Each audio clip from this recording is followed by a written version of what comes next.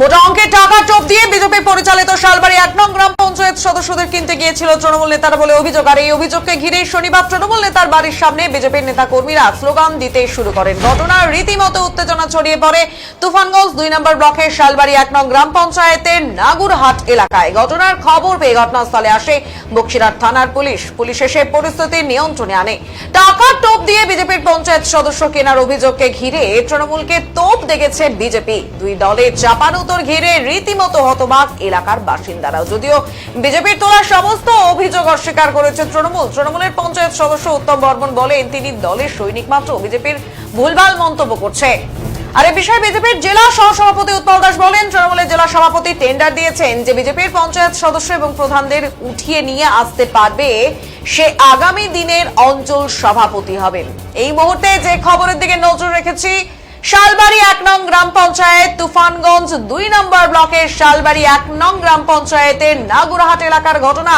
মোটা অঙ্কের টাকা টোপ দিয়ে বিজেপি পরিচালিত এই গ্রাম পঞ্চায়েত সদস্যদের কিনতে গিয়েছিল তৃণমূল নেতারা, অভিযোগ এমনটাই বিজেপির পক্ষ থেকে। আর এই অভিযোগকে ঘিরেই একেবারে তৃণমূল নেতার বাড়ির সামনে বিজেপির নেতা কর্মীরা স্লোগান দিতে শুরু করেন। ঘটনার রীতিমতো উত্তেজনা ছড়িয়ে পড়ে তুফানগঞ্জ 2 নম্বর ব্লকের তুফানগঞ্জ 2 নম্বর ব্লকের শালবাড়ি 1 নং গ্রাম পঞ্চায়েতের নাগুরহাট এলাকায়। আর ঘটনার খবর পেয়ে ঘটনাস্থলে বক্সিরহাট থানার পুলিশ পৌঁছয়।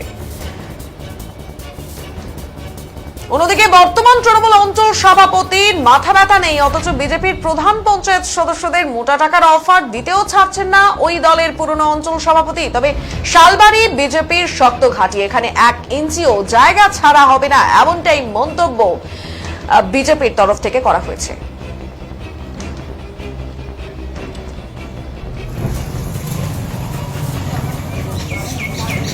এই এলাকাটা হলো শালবাড়ি 1-এর ভারতীয় জনতা পার্টির প্রধান ওনার এলাকা। তো তৃণমূল থেকে বারবার তৃণমূলের কিছু নেতা হওয়ার জন্য, যেটা আমি শুনেছি, কুচবিহারের জেলা সভাপতি অভিজিৎ দেবভৌমিক টেন্ডার দিয়েছে। টেন্ডার কি রকম, যে পঞ্চায়েত প্রধানকে উঠিয়ে নিয়ে আসতে পারবে সে নাকি আগামী দিনের অঞ্চল সভাপতি। একটু আগে আমার তৃণমূলের অঞ্চল সভাপতির সাথে কথা হলো আসার সময়, বলে কি আমরা নাই, ওটা অন্য গ্রুপ।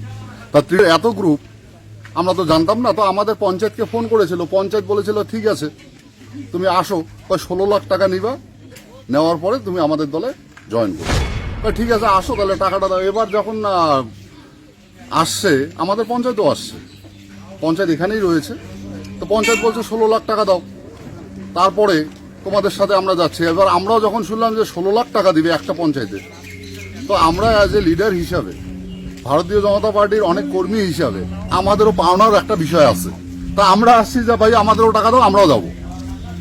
তা এখন ও বলছে টাকা নাই, ঘটক পাঠাইছি, প্রশাসনও রয়েছে, প্রশাসনকেও বললাম ওদেরকে বলেন যদি টাকা দেয় তাহলে আজকে এখানে একদম এগ্রিমেন্ট করে ওদের হাতে তুলে দেব পঞ্চায়েতকে। এখন দেখি বার হচ্ছে না। তো সবাই ওই বিষয়টা এরকমই হয়েছে যে ভাবছিলাম যে বিয়ে ঠিক হবে, ঘটকের জন্য বিয়েটা ঠিক হচ্ছে না। তাই এখন আর কি করব, এখন এই ভারতীয় জনতা পার্টির যারা কর্মী আসছে উৎসুক হয়ে, যে ভাবছে যে হয়তো বিয়েটা খাবে, তো বিয়েটা খাওয়া হচ্ছে না। আর যেহেতু ছেলের বাপ হলো নিজেদের ভাবে যে তৃণমূল, ওরা হয়তো ভাবে ছেলের বাপ যে মেয়ে বাড়িতে ডিমান্ড দেবে। এখন উল্টাটা চলছে, কোথায় আগে মেয়ে বাড়ি ডিমান্ড দিত, তৃণমূলের আমলে আমরা দেখতে পাচ্ছি ছেলের বাড়ির থেকে ডিমান্ড দিচ্ছে। তো আমরা ভাবছি যে হয়তো ডিমান্ডের আমরা কিছু একটা অংশ পাবো এবং ভালো খাওয়া দাওয়া হবে। এখন তৃণমূল ভিতরেই রয়েছে। আর এটা অবাক লাগে, একটা জিনিস শুধু বলে দিতে চাই তৃণমূলকে, শালবাড়ির মাটি সুরেন কোঁড়ের মাটি, স্বর্গীয় সুরেন কোঁড়ের মাটি, শালবাড়ির মাটি বিজেপির মাটি। এখানে যদি কেউ এসে বিজেপির নীতি আদর্শকে না বুঝিয়ে, বিজেপির নীতি আদর্শ সম্পর্কে ভুল না বুঝিয়ে কেউ যদি ভাবে যে এখানকার পঞ্চায়েত প্রধানকে তাদের দলে যোগ করাবে, তারা মূর্খের স্বর্গে বাস করছে। অনেক ওরা খেলেছে, এখন আমরা খেলবো তুফানগঞ্জ বিধানসভায়। কি খেলা খেলবো? গণতন্ত্রের খেলা খেলবো। তৃণমূল যে নোংরা রাজনীতিটা শুরু করেছে, গতকালও আপনারা দেখেছেন বারোকোদালির 1-এর গ্রাম পঞ্চায়েত প্রধানকে জোর করে নিয়ে গিয়ে তার মায়ের শ্রাদ্ধ হয়েছে, মৎস্যমুখী হয়েছে, তার পরের দিনই তাকে জোর করে নিয়ে গিয়েছে। আমরা দেখতে চাই যদি উনি স্বইচ্ছায় গিয়ে থাকে, তৃণমূল যেটা দাবি করছে, আজকে ওদের দম থাকে, তৃণমূল যদি ভাবে যে গণতান্ত্রিক ভাবে তারা লড়াই করবে, তাহলে গণতন্ত্রের উপর ভিত্তি করে তৃণমূল আজকে অঞ্চলে ঢুকে দেখাক। ঢুকতে পারবে না। কারণ তৃণমূল যে নোংরা রাজনীতি করছে বাংলার মানুষ দেখছে, আর আগামী দিনে বাংলার মানুষ বিজেপির মাধ্যমেই সঠিক জবাব দেবে।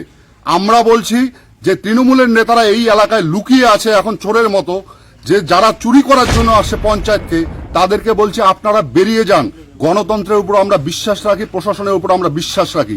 তাদের এরকম নোংরা রাজনীতিকে আমরা ধিক্কার জানাচ্ছি। আর শালবাড়ির মাটি, শালবাড়ি 2 এর মাটি অভেদ একদম ভেদ করা যাবে না। অনেক কাঠখড় পোড়াতে হবে, আর তৃণমূলে সেই রকম কাঠখড় পোড়ানো নেই। তারা ছাত্র রাজনীতির থেকে টাকার বিনিময়ে ডাইরেক্ট জেলা সভাপতি হয়েছে। ওরা একটা সাংসদ জিতে উত্তরবঙ্গে ভাবছে অনেক ফাটিয়ে ফেলেছে। ওগুলো চলবে না।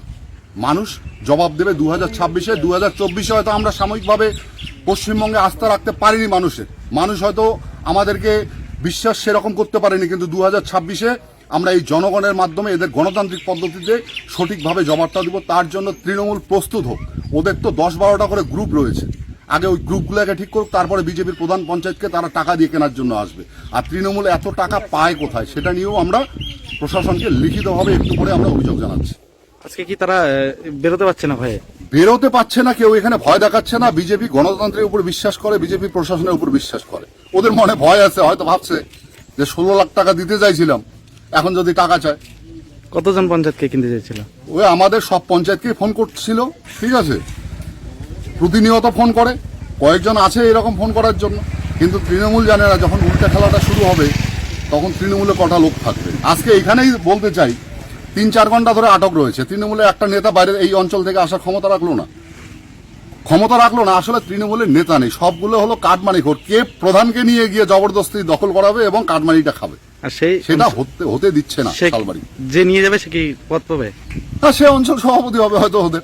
আচ্ছা, ঠিক আছে। আসলে আমি সকালবেলা মিটিংয়ের বাড়িতে আসি, আমাদের কিছু পলিটিক্যাল আলোচনার জন্য এসেছি। যাই হোক, এখানে একটু বসে 5-7 মিনিট, তো সেই ফাঁকে দেখলাম বাড়িতে অ্যাটাক করা হচ্ছে বিজেপি তরফ থেকে। জানি না কেন করছে। তো পার্সোনালি আমার কাজের ক্ষেত্রে আমি মানুষজনের মধ্যে আসতেই পারি। এখানে কোনো পলিটিক্যাল কোনো ব্যাপার ছিল না, ব্যক্তিগত কাজ ছিল। জানি না কেন ওরা অ্যাটাক করছে। মানে ওরা একটা ভিন্ন রাজনীতির শিকার বলে মনে করি। এটা বারে বারে এরা আমাকে অ্যাটাক করে। এর আগেও তো আপনার 28 অ্যাটাক করেছিল। জানি না আমার উপরে ওদের কি এখন আক্ষর। এটা ভিন্ন রাজনীতি মনে করি। এটা রাজনীতির সৌন্দর্য নয়। এটা কোনো ব্যক্তিকে এইভাবে আক্রমণ করা যায় না।